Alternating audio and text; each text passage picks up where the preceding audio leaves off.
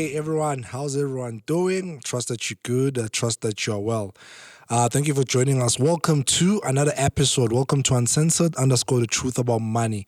I'm your host Kaya Junior Masango, and I'm with our residential guest, also known as our financial guru, Pratamza Madlala. Pratamza Fede? Pratamza Madlala. Hey, how you doing, man? I'm great, man. How are you? I'm great, thank you. I'm so used to hearing that term. This is our residential DJ. I hear it everywhere. You're a DJ. Yeah, in our past life, 20 Yeah, moons ago. Fede, are you good? I'm good, my man. We are Keeping warm. 7 months into the year. How do you feel? It flies. Hey, it's flying, man. To think that we've got, 11 more months to go. 4 more months to go. Yes, it's flying, brother. Soon we'll be in December. It's coming, but financially though, how have it been? How has it been rather financially?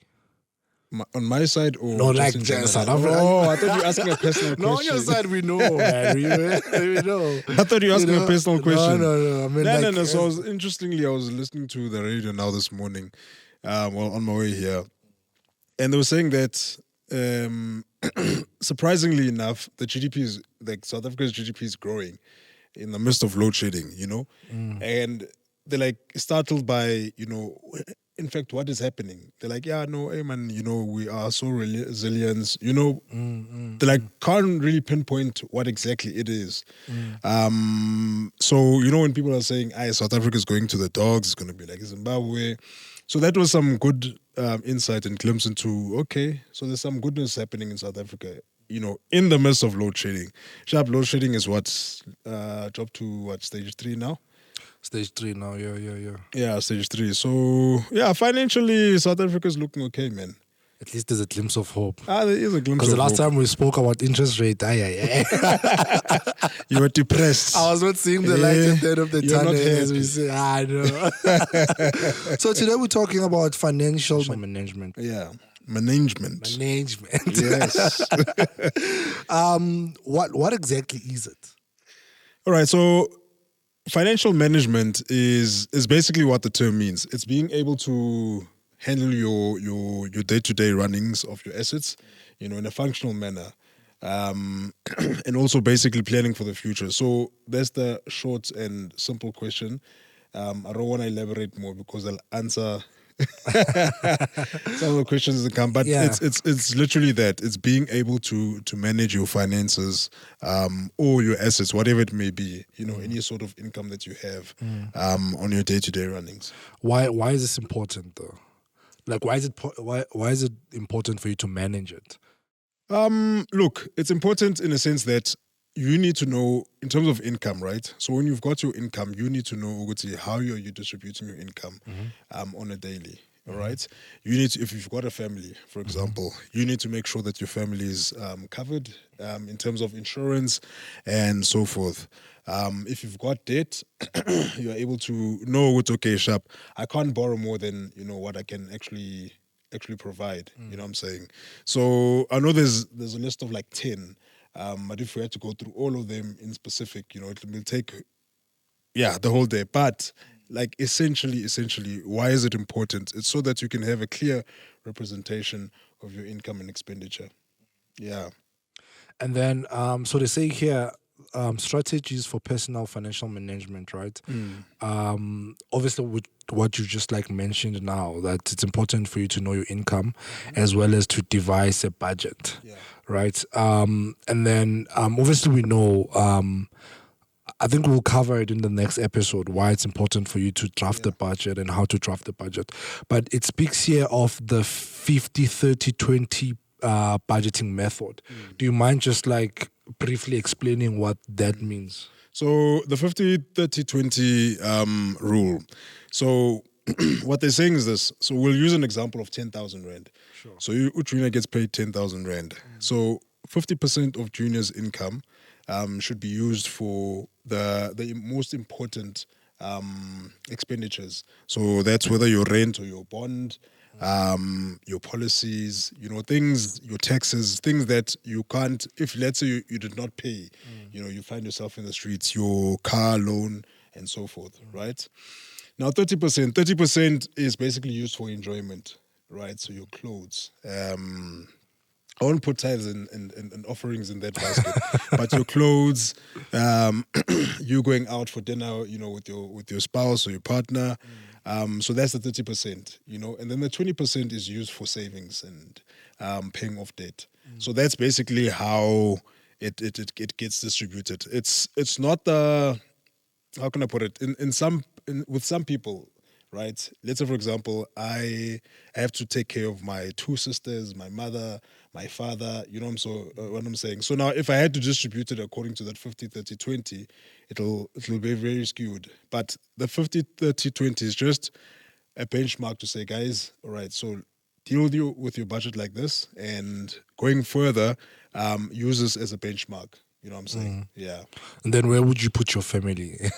50, 30, or 20? Yeah, some of the time we have it the other way around. You know what I'm saying? We've got our clothes and so forth at 60%. We don't even save. Yeah. But, interesting enough, like when I was going through all that, it got me thinking, man, to say, like with budgeting, like, we think of it so simply, like, it's just a simple thing, man, like, income and expenditure. But you don't know those categories, like those 50, 30, 20, categories. And I think it'll help a lot of people because sometimes banks will approve you for loans, they'll approve you for cars, and then you get everything messed up. Here's the thing. It's like the whole saying to say that we buy things to impress people that, that don't matter to us. So it's essentially that, we want to wear certain clothes to be appealing to certain people. We want to live in certain places, to be appealing to a certain crowd. But however, if you had to look at all of these things, do they make sense? Do you still have money at the end of the day? Because you might find, like, as you're saying, that if I'm now paying more, like I'm now crossing into the 60%, 70%. I'm a person who's now living in credit. So unfortunately, like people don't wear t-shirts to say that, I'm in credit. Yeah. Maybe we need to print t-shirts like that, Yeah. Uncensored. Magunga shubi. Yeah. So that's the thing. But if you live according to your means, you'll be fine. But now, if you obviously, as you say, that if you now cross over to like your 60% instead of 50, because your 50 is your limit, remember? It's not to say that, okay, I must live at 50. Being fine is living at 45%. Okay. Then it's fine. It's not. It's like driving your car. You're not gonna drive your rave limiter all at red. Your engine will blow up. So it's the same thing as well to say, guys, don't. This is the limit, but don't reach it. Obviously, with your savings, it's a different story. If you're now saving 30% of your income, that's a bonus, man. Yeah. So it's basically to give you like some sort of a guideline and to say, don't cross this mark, Yeah. So it also says here that obviously I think this is just straightforward, right? Just a little bit piece of advice, like only borrow what you can repay. Yeah. Right, especially that credits may be so credits may be a trap, basically, because sometimes you want instant gratification. So you want, for example, these pair of jeans, but you know that after paying off your rent and buying your groceries, you are left with nothing. And so now you will take out a loan or use your credit card, which is another topic that we'll cover. You now use your credit card to be able to purchase that, And it's funny because, when you look at things like this, you thinking it's just common sense. Yeah. But when you're in the heat of the moment, you're like, nah, man, I'll pay it back. That's when it matters. That's when it matters. Yeah. Like as you're saying, that last one, only pay what you can. Only borrow what you can pay. It says that if you're gonna borrow 50,000 rand, like on your credit card, right? Obviously, don't use the whole 50,000 rand. But on month end, make sure that there's 50,000 rand in your credit card. So not 10,000 or 30,000. But unfortunately, we're not taught these things, right? So we learn good. I know as long as I can pay my monthly installment or monthly repayment amount, I'm fine. But as you said, that we'll get into credit cards. And we find ourselves, like as you're saying, that I remember I've got a cousin of mine. And he was saying that, he's like, I work so hard in Fethu. Like sure.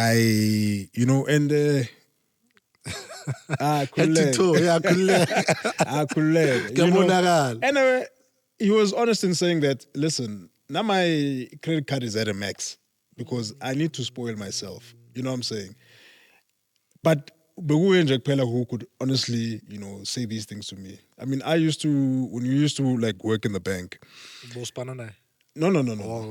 When we used to work in the bank, so obviously you'd look at people's statements, right?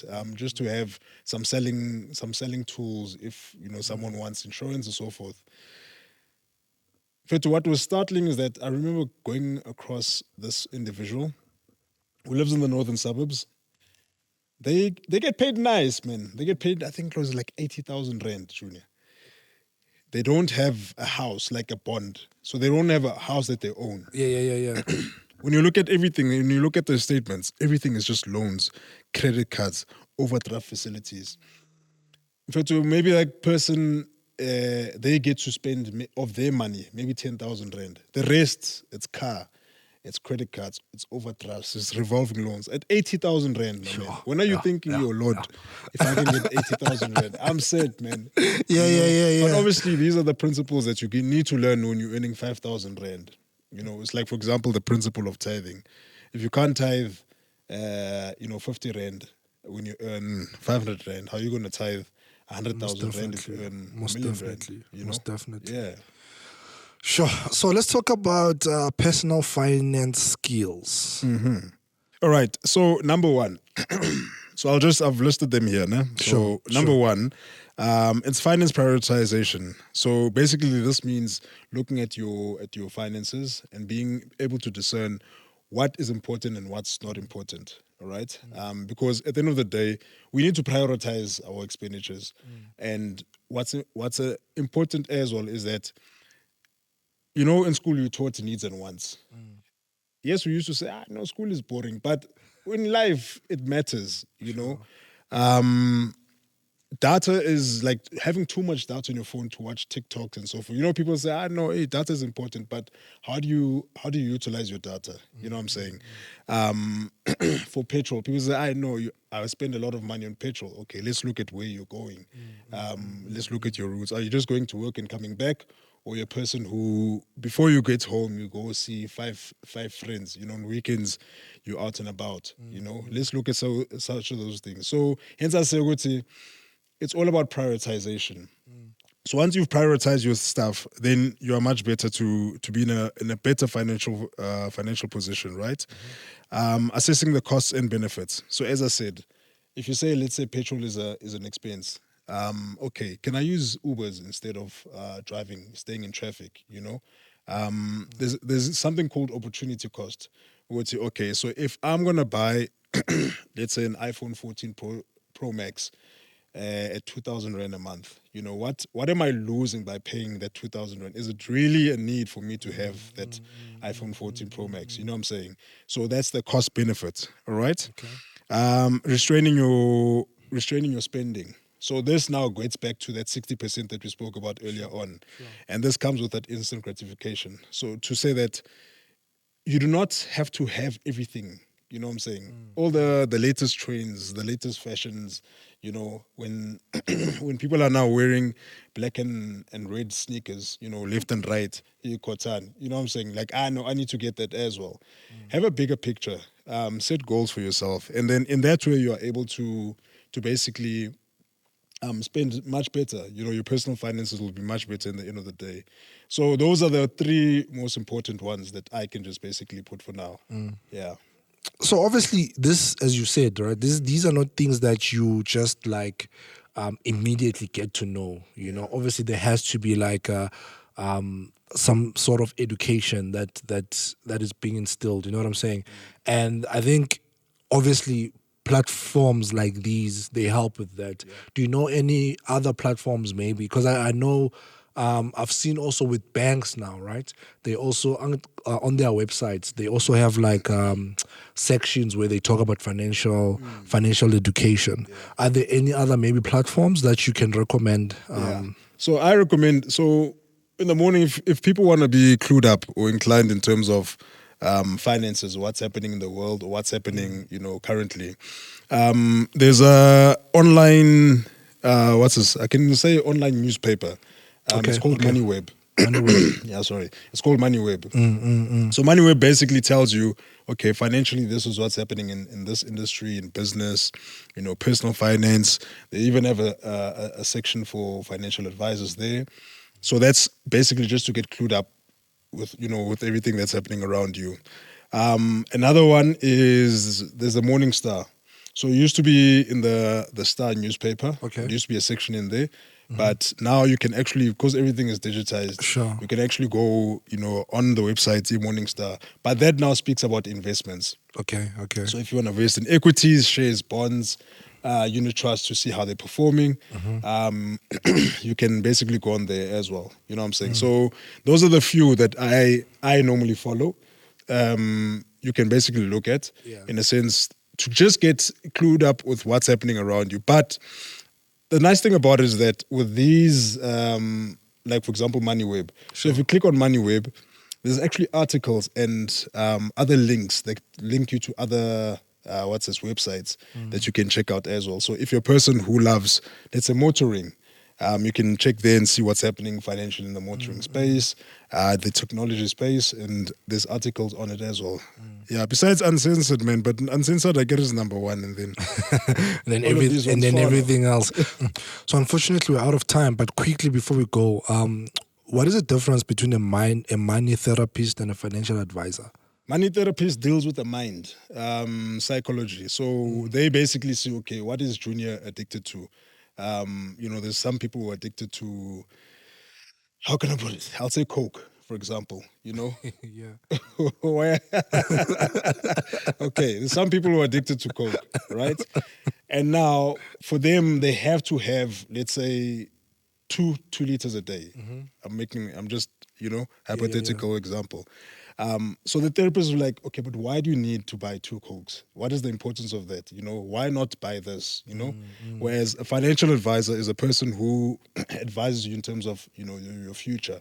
What are your goals? They'll look at insurance. Are you fully covered?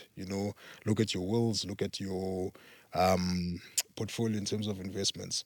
So, as I said, just to break it in between, so the one is they deal with more feelings, whereas the other one, they deal with the practical breakdown of your finances. Get you. Yeah. Got you. Cool. That's it from us, folks. Thank you so much for joining us. We truly appreciate it. Don't forget, we are on Instagram, uncensored_the truth about money, as well as TikTok. We go by the name of uncensored_financial edu. And this this clip is available as audio on Apple Podcast, Google Podcast, as well as Spotify. So until next time. So next time we're talking about budgeting. Budgeting. So please tune in for budgeting. We out. Cheers.